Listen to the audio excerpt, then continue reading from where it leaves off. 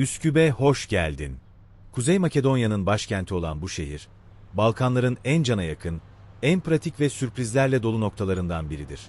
Vardar Nehri'nin ortadan ikiye böldüğü Üsküp, sana aynı gün içinde hem 500 yıllık bir Osmanlı kasabasında hem de devasa heykellerle süslenmiş modern bir Avrupa meydanında geziyormuş hissi verir.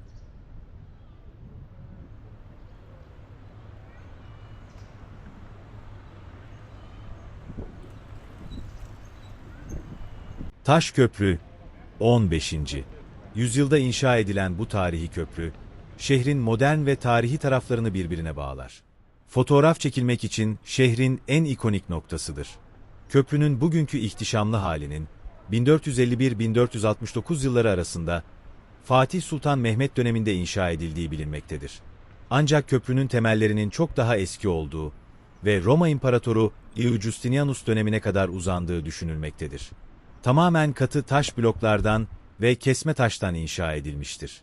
Yaklaşık 214 metre uzunluğa ve 6 metre genişliğe sahip olan yapı, Vardar Nehri'nin üzerinde bir gerdanlık gibi duran 12 adet heybetli kemerden oluşur. Tarih boyunca birçok felakete tanıklık etmiştir. Şehri yerle bir eden 1963 yılındaki Büyük Üsküp depreminde bile dimdik ayakta kalmayı başararak efsaneleşmiştir.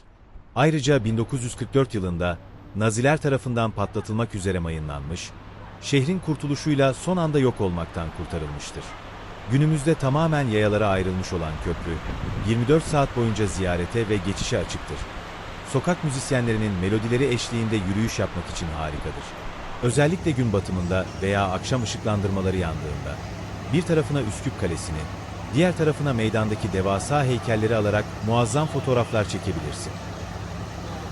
Taş Köprü'den Vardar Nehri'ne doğru baktığında göreceğin, o eski korsan gemisini andıran ve aktif olarak hizmet veren oldukça zarif bir butik oteldir. Bu yapı sadece bir manzara dekoru değil, Üsküp 2014 yenileme projesi kapsamında şehre estetik bir değer katmak amacıyla nehir üzerine inşa edilmiş, klasik otel konseptinden sıkılanlar için tasarlanmış yüzen bir tesistir. Benim de kaldığım otel oldu ayrıca burası.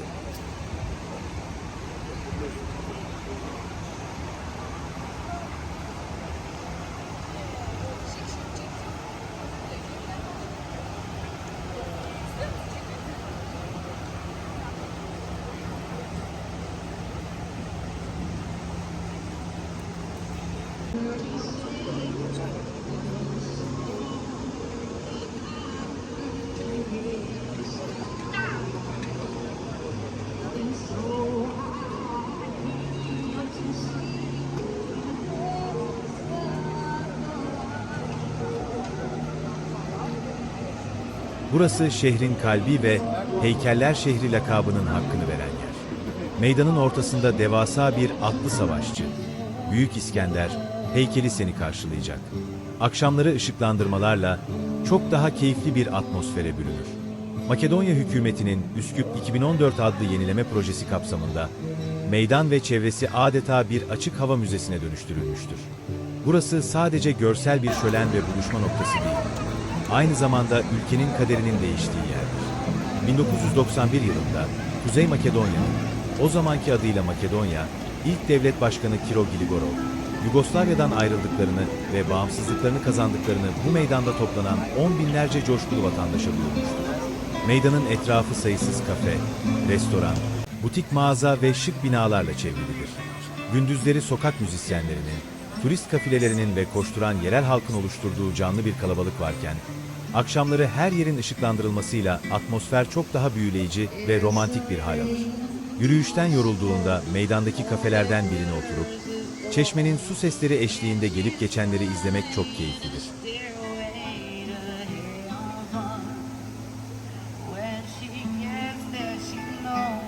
Üsküp'ün modern yüzünü temsil eden Makedonya Meydanı, hem şehrin hem de tüm ülkenin en büyük meydanıdır.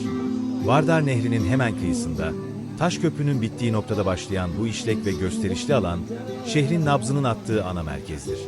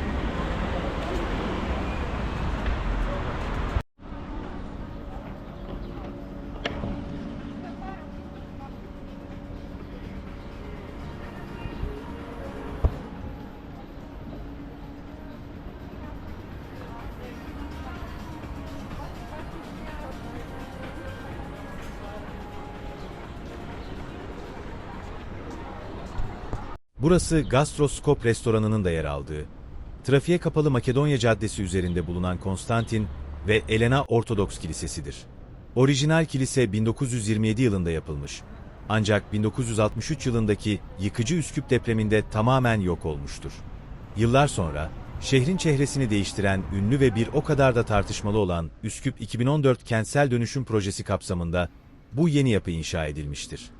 İnşası 2010'lu yıllarda başlamış olup oldukça yenidir. Yapı, geleneksel Bizans ve Ortodoks kilise mimarisinin modern malzemelerle yeniden yorumlanmış halidir. Altın rengi büyük ana kapının hemen üzerinde yer alan mozaikte, fresk, Roma İmparatoru Büyük Konstantin ve annesi İmparatoriçe Elena yer almaktadır. Ortodoks ikonografisinde çok yaygın olduğu üzere, anne ve oğul Hristiyanlık için kutsal sayılan gerçek haçı ortalarında tutarken resmedilmişlerdir. Kilise, ismini doğrudan bu mozaikteki Aziz ve Azize'den almaktadır.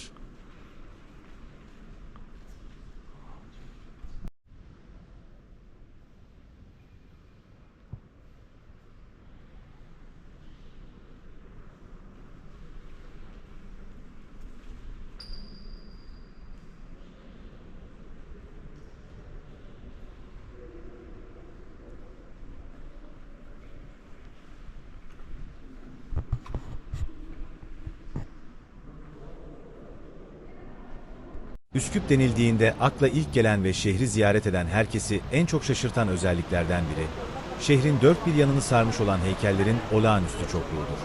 Şehir merkezinde, Vardar Nehri kıyısında veya meydanlarda dolaşırken, kelimenin tam anlamıyla adım başı devasa bir heykele rastlarsınız. Şehirdeki bu heykel bolluğu yüzyıllara yayılan tarihi bir mirastan ziyade, nispeten yeni bir durumdur. Dönemin hükümeti tarafından 2010 yılında başlatılan ve Üsküp 2014, Skop 2014 olarak adlandırılan devasa kentsel dönüşüm projesinin bir sonucudur. Projenin amacı, 1963 yılındaki büyük depremde yıkılan şehre anıtsal ve neoklasik bir görünüm kazandırmak, Makedon ulusal kimliğini pekiştirmek ve turizmi canlandırmaktı. Bu proje kapsamında şehre yüzlerce heykel, yeni köprüler ve devasa binalar inşa edilmiştir. Üsküp'teki heykeller sadece tarihi liderler veya komutanlarla sınırlı değildir. Sokaklarda yürürken bir ayakkabı boyacısı, dilenci, alışveriş yapan bir kadın, Boğa veya Vardar Nehri'nin sularına atlamak üzere olan dalgıç heykelleri gibi günlük hayattan çok sayıda figür de karşınıza çıkar. Bu kadar dar bir alana sığdırılan yüzlerce heykel, ciddi tartışmaları da beraberinde getirmiştir. Projenin 100 milyonlarca avroyu bulan devasa maliyeti halkın bir kesimi tarafından israf olarak görülmüş, sanat çevreleri heykelleri, rüküş yapay, bulmuş ve Büyük İskender gibi figürlerin sahiplenilmesi Yunanistan ile ciddi diplomatik krizlere yol açmıştır. Özetle Üsküp, dünyada bu kadar dar bir alanda bu kadar fazla anıtın ve bronz figürün bir arada bulunduğu nadir yerlerden biridir. Ve heykeller şehri unvanını sonuna kadar hak etmektedir.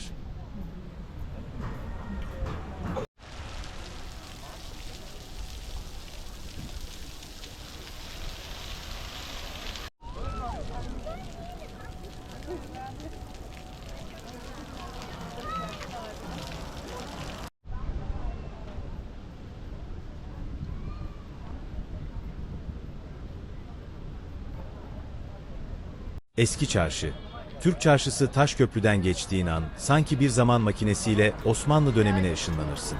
Arnavut kaldırımlı dar sokaklar, Kapan Han, Kurşunlu Han, çifte hamamlar ve camilerle doludur. Üstelik burada herkesle Türkçe anlaşabilir. Esnafla çay içip sohbet edebilirsin. Burası sadece tarihi bir pazar değil, aynı zamanda Balkanların İstanbul'dan sonraki en büyük Osmanlı çarşısıdır. Arnavut kaldırımlı dar sokakları, eski ahşap dükkanları ve nostaljik dokusu sayesinde portre fotoğrafları çekmek için harika bir arka plan sunar. Osmanlı dönemine ait camiler, hanlar ve hamamlar çarşının her köşesine yayılmıştır. Sokak aralarında kaybolmak ve o eski zaman ruhunu hissetmek buranın en güzel aktivitesidir. Esnafın büyük bir kısmı Türktür veya Türkçe bilmektedir. Sana çay ikram etmekten, sohbet etmekten büyük keyif alırlar. Dil bariyeri olmadan rahatça gezebilirsin. El yapımı bakır eşyalar, gümüş takılar ve otantik hediyelikler bulabilirsin. Ayrıca Üsküp'ün meşhur cevapi, köfte ve güveçte kuru fasulyesini yemek için en doğru yerdesin. Kozmos köftecisi, buranın en iyi ve lezzetli mekanıdır ayrıca.